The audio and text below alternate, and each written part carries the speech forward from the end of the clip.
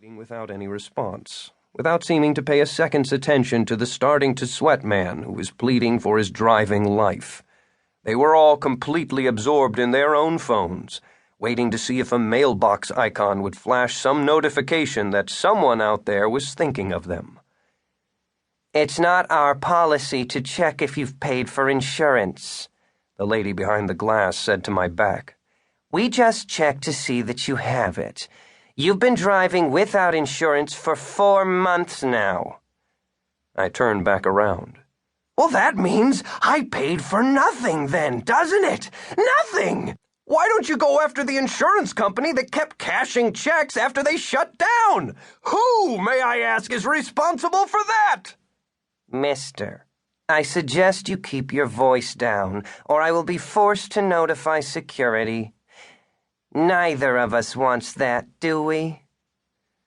I studied her movements as I would study myself in the mirror before reading for a part, trying to find a flaw in her character.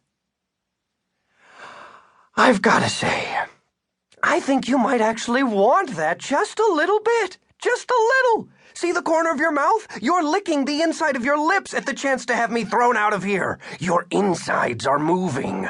I've studied a long time to understand how people move on the inside." She didn't like that one.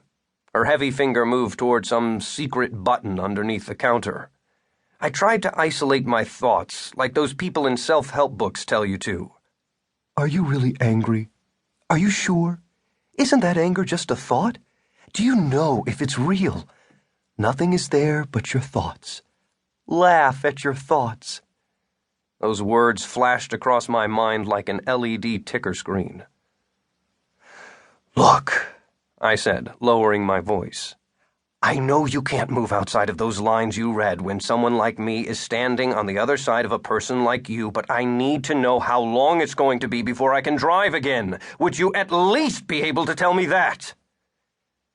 She sighed, tapped a few keys on her antiquated computer with a hand that wasn't holding her phone, and squinted at the results on the screen.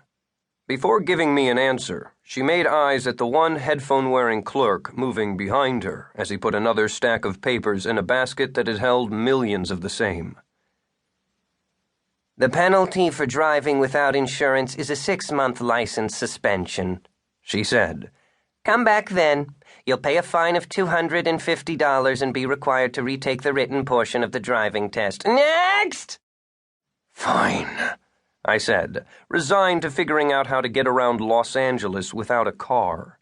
I'd already started to convince myself I could use it as motivation for a future part dealing with some down-on-his-luck character. "If I pay you now, can I go and get my car out of the impound lot today?" Reluctantly, her fingers started typing again. "I'm sorry, mister, but you won't be able to get the car out of impound until you pay the fine and retake the written portion of the driving test." She hit a few more of the keys on her computer, ending with a firm push down on the return button.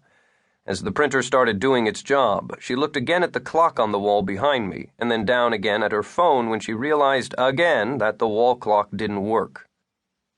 I turned to see how the people waiting in the rows of chairs behind me were reacting to the injustice being done before them.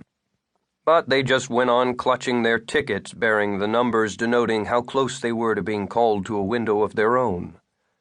9 out of 10 of them had their phones out, playing Words with Friends, no doubt, or posting their thoughts on Twitter. "OMG, this guy is #freaking-out at DMV." A screen above flashed E88, and a woman with 2 kids spinning around her as if they were orbiting moons walked up to a window. The woman behind the counter tore off my printed-out piece of paper and slid it under the glass between us. "I'll pay the whole $250 now," I said. "Can I pay with a card?" "No, mister. I'm afraid you've misunderstood. There is a $55 per day fee for holding your car in the impound lot." "Fine. So that makes the total $305, correct?" I said, translating the deleted numbers in my head into the kind of food I'd be able to buy and how much almost expiring milk and juice I'd have to consume from the 99-cent store. "No, mister. We're not going to be able to release your car until you pay."